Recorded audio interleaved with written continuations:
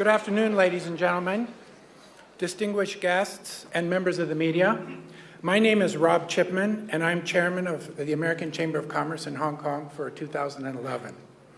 On behalf of AmCham, the U.S. Consulate, and our supporting institution, the Asia Society, I warmly welcome you to this special event. This is an extraordinary opportunity to hear from U.S. Secretary of State Hillary Rodham Clinton, who is truly one who needs no introduction. We know that Secretary Clinton has had an extremely busy trip through Asia, and that we are delighted and honored that she has made time to stop in Hong Kong. We sincerely hope that on her next visit, she can stay longer and enjoy our great city. Now, please join me in welcoming to the podium the U.S. Secretary of State, Hillary Rodham Clinton, who will speak on the principles for prosperity in the Asia-Pacific region.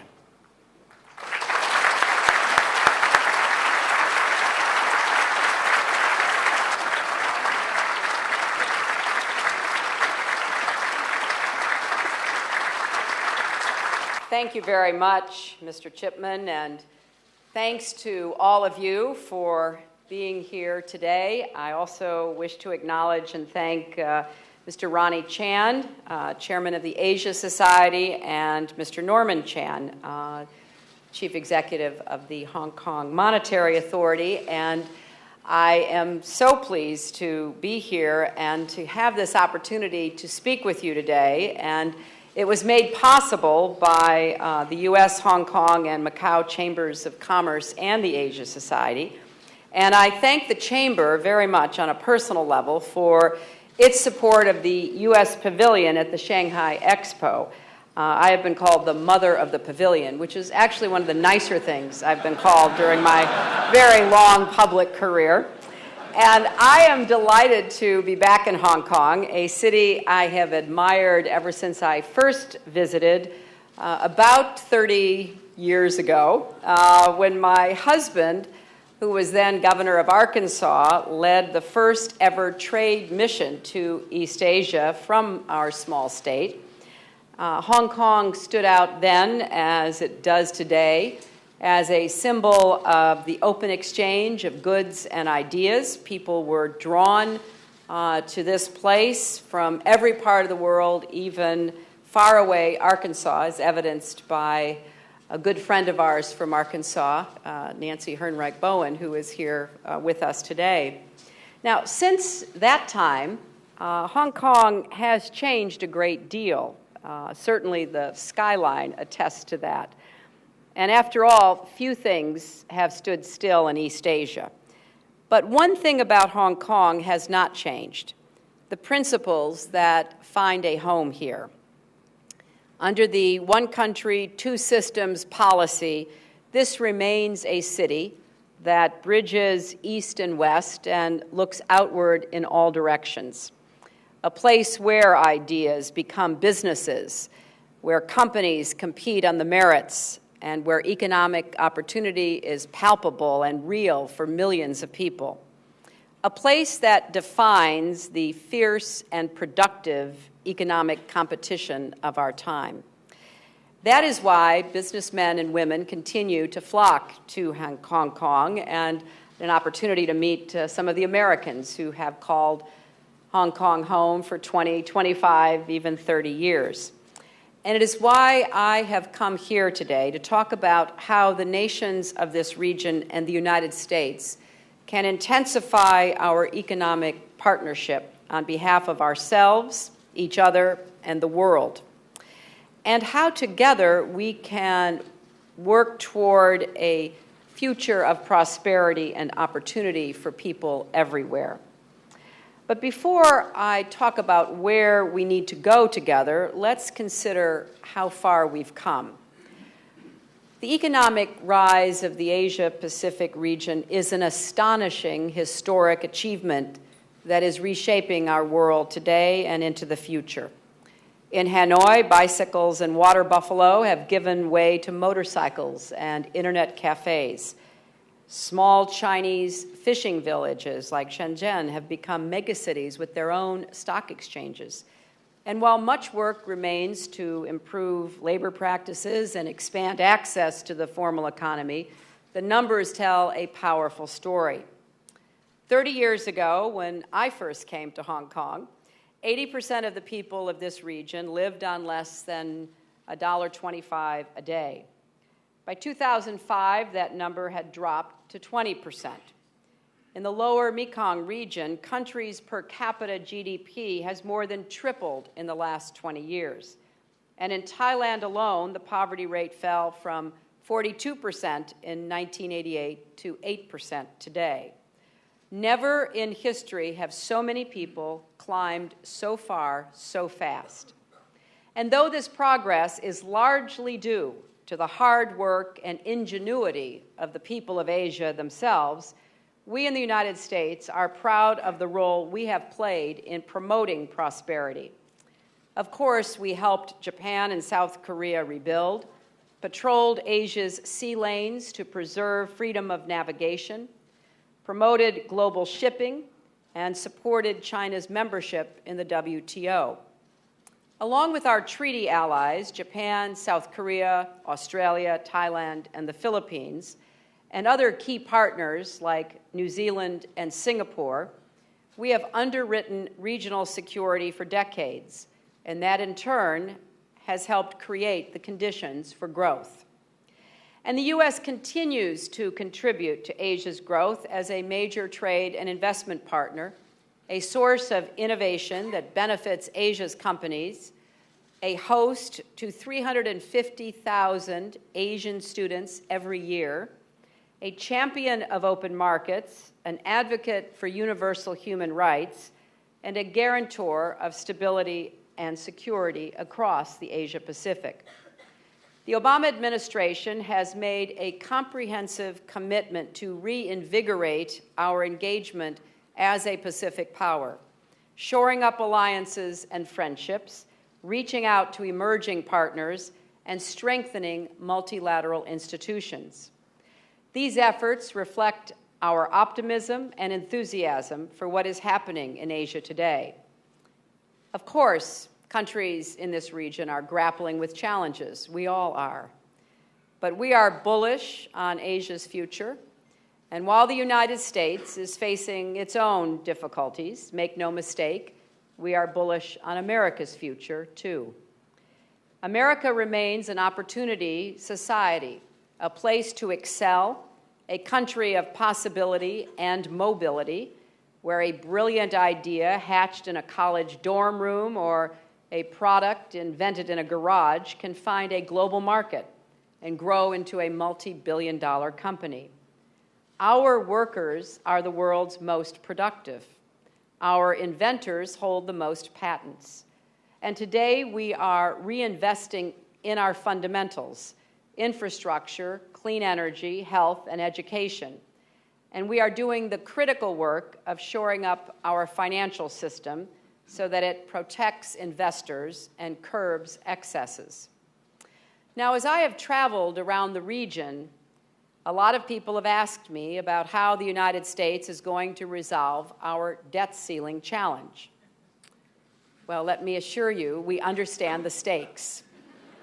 We know how important this is for us and how important it is for you. The political wrangling in Washington is intense right now, but these kinds of debates have been a constant in our political life throughout the history of our republic. And sometimes they are messy. I well remember the government shutdown of the 1990s. I had a front row seat for that one. But this is how an open and democratic society ultimately comes together to reach the right solutions. So I'm confident that Congress will do the right thing and secure a deal on the debt ceiling and work with President Obama to take the steps necessary to improve our long-term fiscal outlook. Through more than a century of growth, the American economy has repeatedly shown its strength, its resilience, and its unrivaled capacity to adapt and reinvent itself, and it will keep doing so. As we pursue recovery and growth, we are making economics a priority of our foreign policy. Because increasingly, economic progress depends on strong diplomatic ties, and diplomatic progress depends on strong economic ties. And so the United States is working to harness all aspects of our relationships with other countries to support our mutual growth. This is an issue I recently addressed at the U.S. Global Leadership Coalition and will again in a larger speech about America's strategic and economic choices this fall. But economic issues have been front and center in my travels during the past 2 weeks. To Greece, which is working to put itself back on the path to economic stability, and to 4 rising centers of economic growth: Turkey, India, Indonesia, and then China. Now, naturally, much of our economic diplomacy is focused on East Asia and the Pacific. The American Chamber in Hong Kong represents 1,200 companies and thousands more looking to this region for new customers and markets. Last year, American exports to Hong Kong totaled $26 billion. That's more than the Indonesian export amount of $20 billion.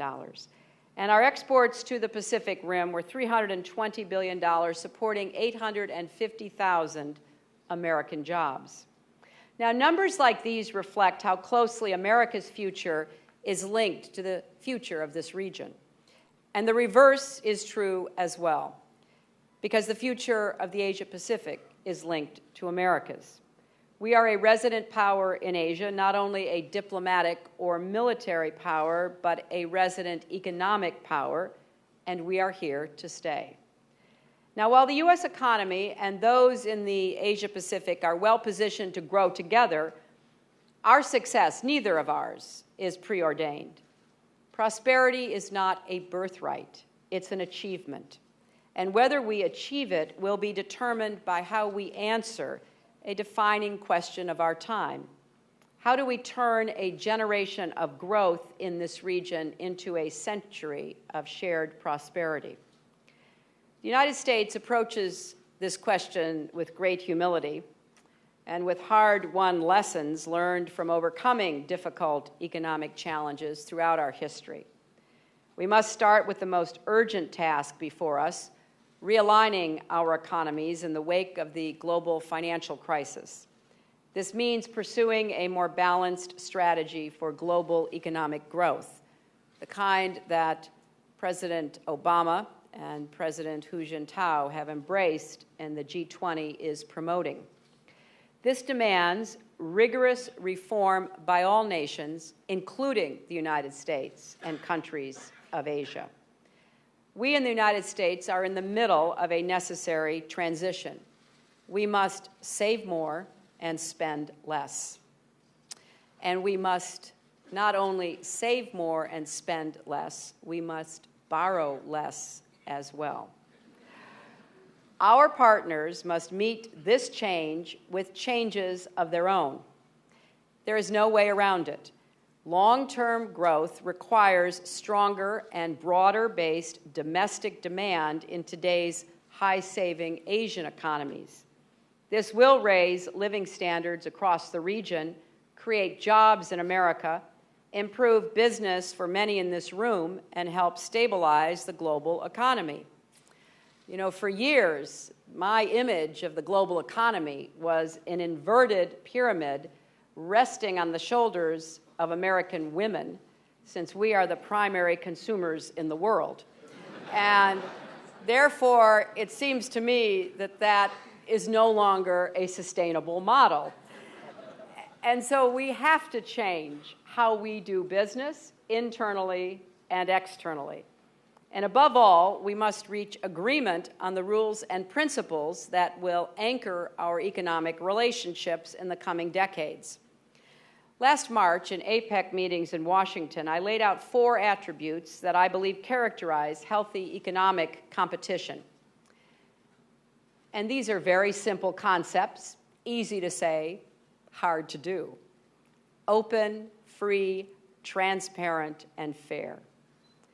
But Hong Kong is helping to give shape to these principles and showing the world their value. First, we must seek an open system where any person, anywhere, can participate in markets everywhere. Second, we must seek a free system, one in which ideas, information, products, and capital can flow unimpeded by unnecessary or unjust barriers. That is why President Obama has mobilized a government-wide effort to attract foreign investment to America. Now, in the past, foreign investment has been seen as controversial, but today we know it helps create growth and jobs, and it can attract American dollars held overseas back into the U.S. economy. As we welcome investors to our country, we hope that all investors, including those from America, will receive an enthusiastic welcome overseas. Third, we must seek a transparent economic system. Rules and regulations need to be developed out in the open through consultation with stakeholders. They must be known to all and applied equally to all. Hong Kong is a testament to the power of transparency, good governance, the rule of law, freedom of the press, an independent judiciary, and a vibrant civil society, all of which help to explain why so many people choose to do business here. Openness, freedom, and transparency contribute to the fourth principle we must ensure: fairness. Fairness sustains faith in the system. That faith is difficult to sustain when companies are forced to trade away their intellectual property just to enter or expand in a foreign market, or when vital supply chains are blocked. These kinds of actions undermine fair competition, which turns many off from competing at all. A growing number of countries in Asia are proving the value of these principles, and the United States deeply believes in them because their value has been proven time and again, not only in times of prosperity, but in times of hardship as well. At the end of the Vietnam War, there was a thriving commentary around the world on the idea of America's economic decline. That seems to be a theme that kind of repeats itself every couple of decades. But all the while, then as now, these principles were nurturing a system of entrepreneurship and innovation that allowed two college students to found a small tech startup called Microsoft. And today they are helping power companies like Solindra, a green energy startup in California that began producing solar panels in 2007 and now installs them in more than 20 countries worldwide. Every time in history when the United States has experienced a downturn, we've overcome it through reinvention and innovation. Now, these capacities are not unique or innate to the people of the United States. They are activated by our economic model, which we work hard to keep open, free, transparent, and fair. A model that we know has its imperfections, but remains the most powerful source of prosperity known to humankind. Of course, no nation is perfect when it comes to safeguarding these principles, including my own.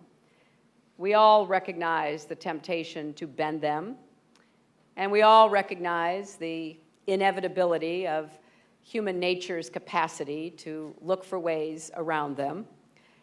Some nations are making short-term gains doing that.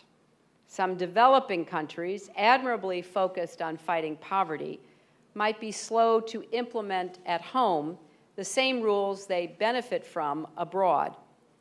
And a number of nations, wealthy in the aggregate, but often poorer per capita, might even think the rules don't apply to them. In fact, all who benefit from open, free, transparent, and fair competition have a vital interest and a responsibility to follow the rules. Enough of the world's commerce takes place with developing nations that leaving them out of the rules-based system would render the system unworkable, and that ultimately would impoverish everyone. The businessmen and women of Asia seek the benefits that these principles offer. Malaysian manufacturers want access to markets overseas. Indian firms want fair treatment when they invest abroad.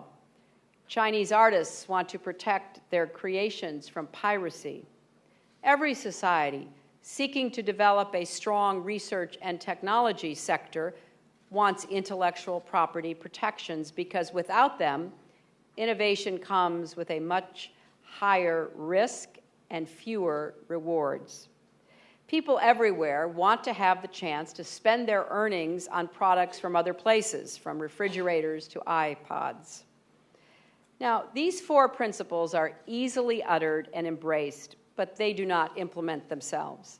So our challenge is always to translate them into practice. And my country is hard at work doing that, and we encourage other governments to join us in this effort. The United States is taking steps to promote these principles around the world through multilateral and regional institutions, new trade agreements, and outreach to new partners to enlist us all in the quest for inclusive, sustainable growth. These steps are connected to and build upon the work we are doing to revitalize our own economy. First, we are working through regional and international institutions to achieve balanced, inclusive, and sustainable growth. That starts with our commitment to APEC, the premier organization for pursuing economic integration and growth in the Asia-Pacific region. And President Obama is pleased to be the chair and host of APEC this year in Hawaii. We want APEC to address next-generation trade and competition challenges, like strengthening global supply chains, empowering smaller companies to connect to global markets, promoting market-driven, non-discriminatory innovation policy.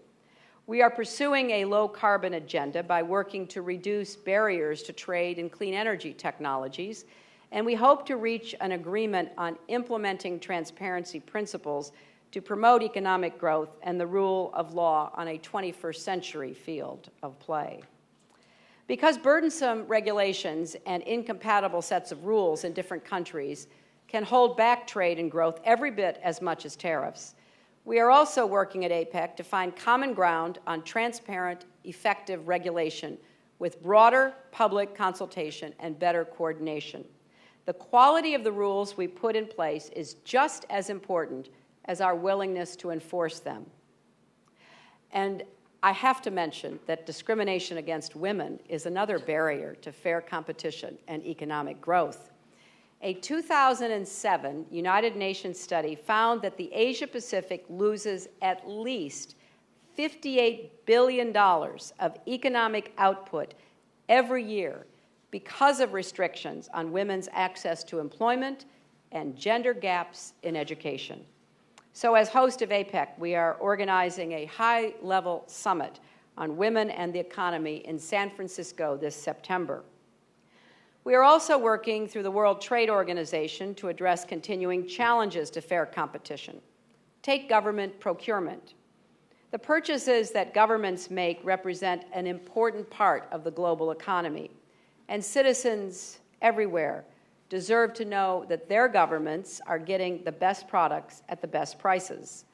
Consistent with the WTO government procurement agreement that we signed, America lets companies from other nations who have signed that same agreement compete for appropriate American government contracts. We would naturally expect countries that want access to our government contracts to offer our companies genuine access to theirs in return. Across the full spectrum of international institutions, the G8 and G20, the IMF, OECD, ILO, WTO, and others, we are working to level playing fields and encourage robust and fair economic activity. Just as the WTO eliminated harmful tariffs in the 1990s, today we need institutions capable of providing solutions to new challenges, from some activities of state-owned enterprises to the kinds of barriers emerging behind borders. We also support innovative partnerships that develop norms and rules to address these new concerns. We should build on the model of the Santiago Principles on sovereign wealth funds, which were negotiated jointly by host governments, recipient governments, the World Bank, IMF, OECD, and the sovereign funds themselves. This code of conduct governing sovereign investment practices has reassured stakeholders, investor nations, recipient nations, and the private sector. And it may prove a useful model for other shared challenges, like ensuring that state-owned companies and enterprises compete on the same terms as private companies. As a second step, we are pursuing new cutting-edge trade deals that raise the standards for fair competition even as they open new markets. For instance, the Korea-U.S. Free Trade Agreement, or KORUS, will eliminate tariffs on 95% of U.S. consumer and industrial exports within 5 years.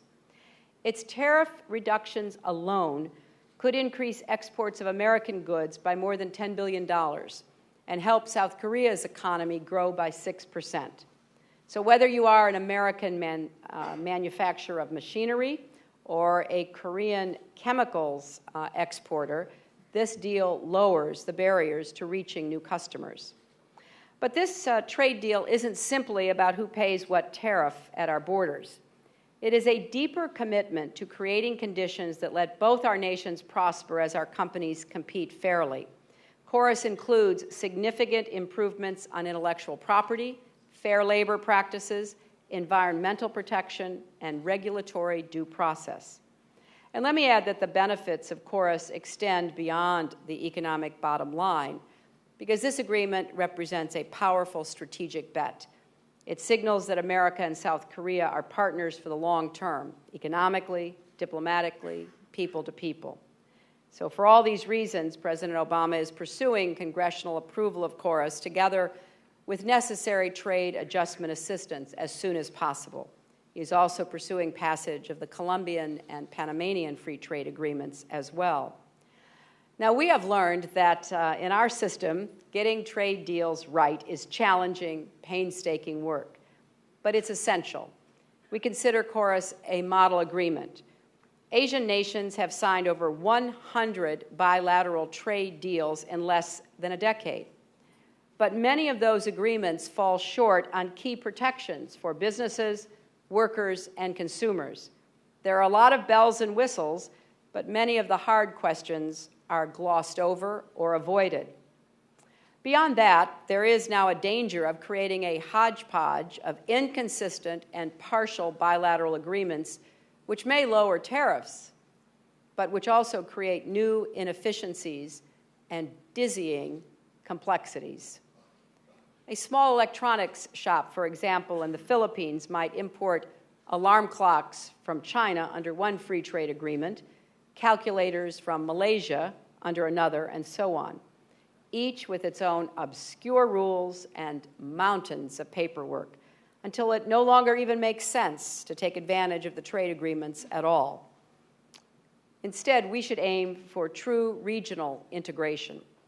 And that is the spirit behind the Trans-Pacific Partnership, the so-called TPP, which we hope to outline by the time of APEC in November, because this agreement will bring together economies from across the Pacific, developed and developing alike, into a single trading community.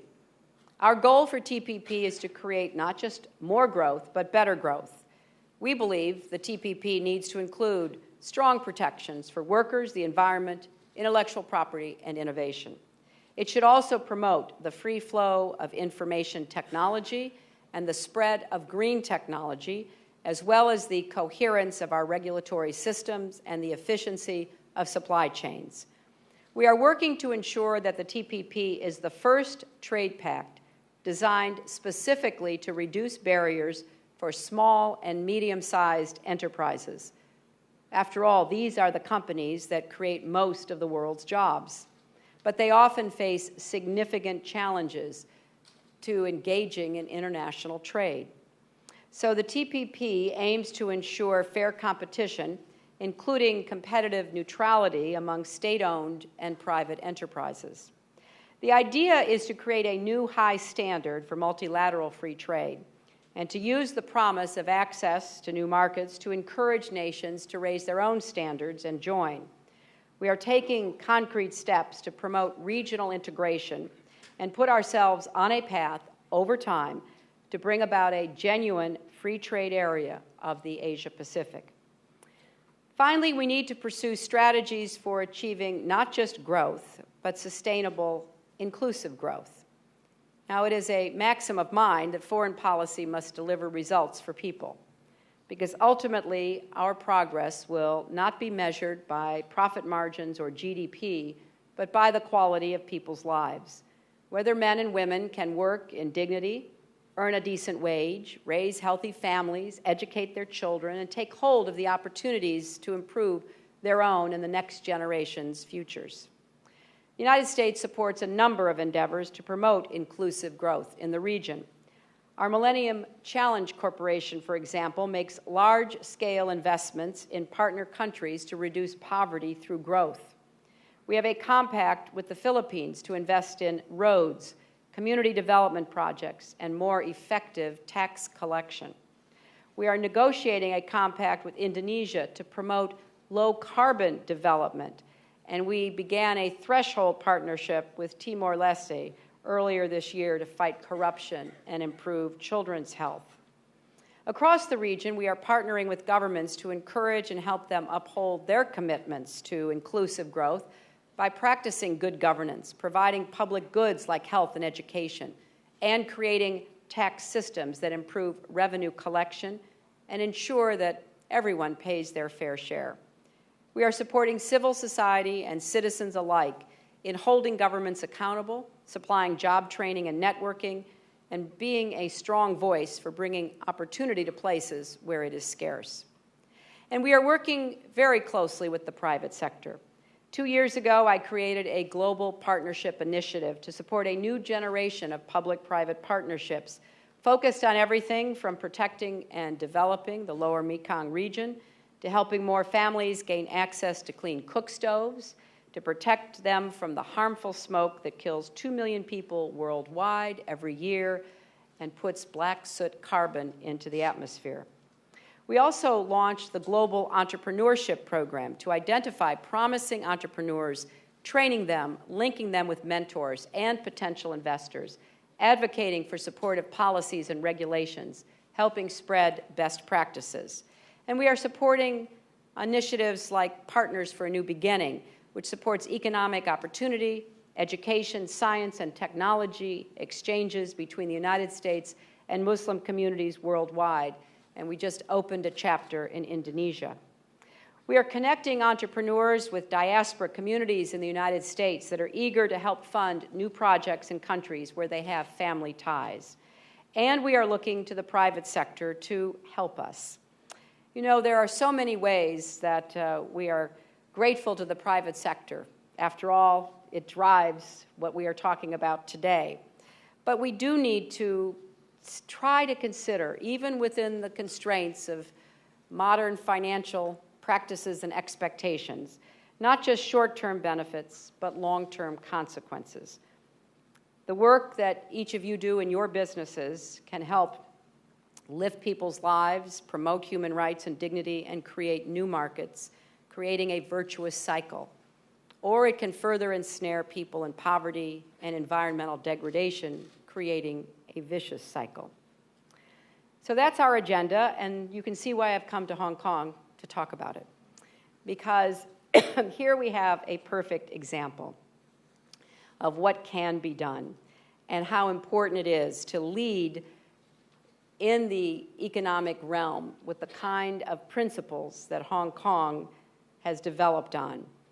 Now, we know very well that the future is arriving at a breathtaking pace, and the choices we make today will define what is possible economically for so many millions of people.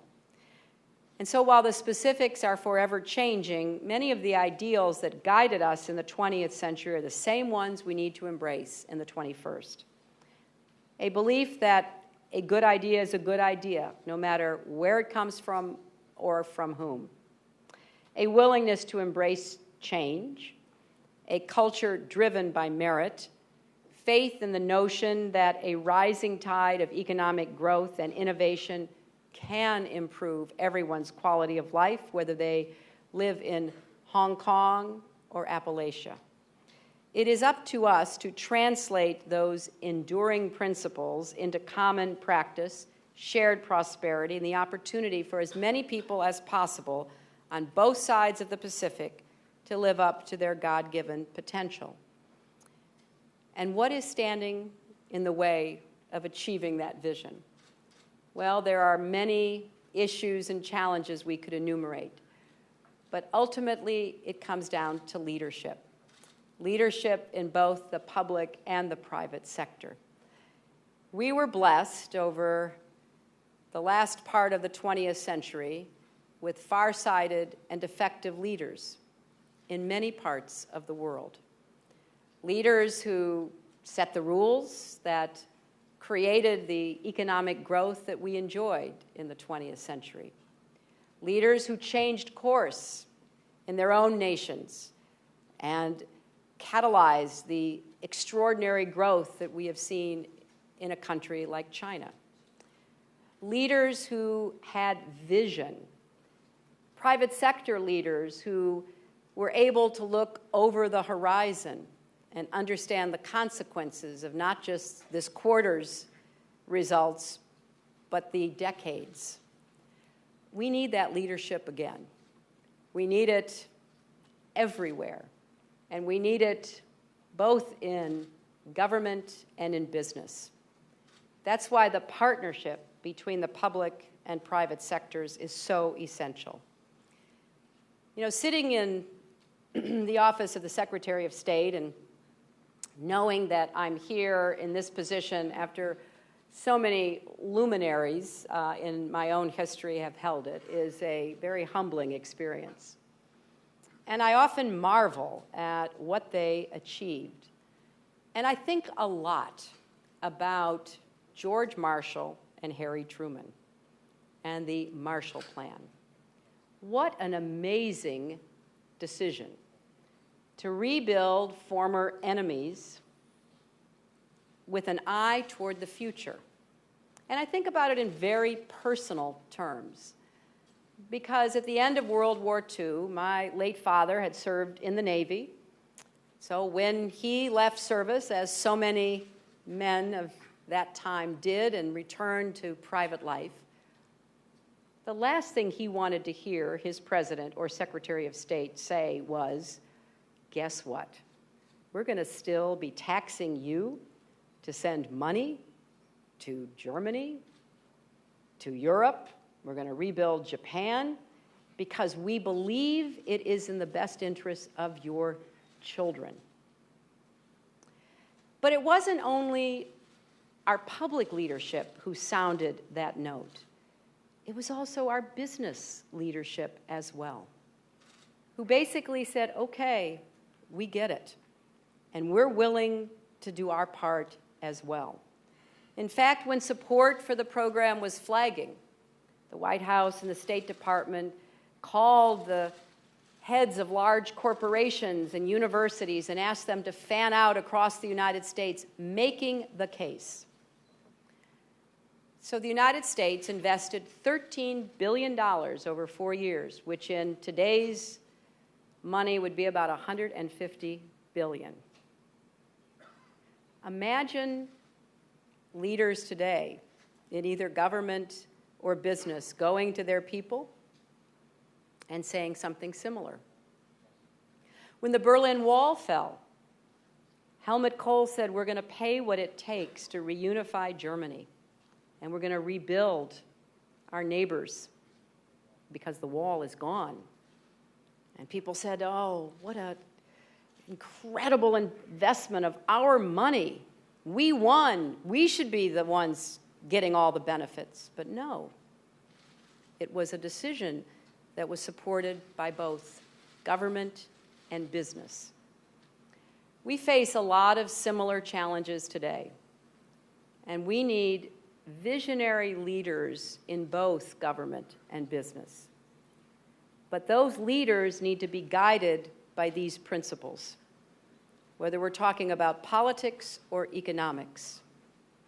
Openness, transparency, freedom, and fairness stand the test of time. And in the 21st century, every citizen who is now potentially connected with everyone else in the world will not sit idly by if those principles do not deliver, and if governments and business do not make good on what will provide long-term opportunity for all. This agenda is good for Asia, it's good for America, it's good for business, and most importantly, it's good for people. And I absolutely believe it will help us create a more peaceful, stable, and prosperous world for the rest of this century. Thank you all very much. Can we please stand to our feet?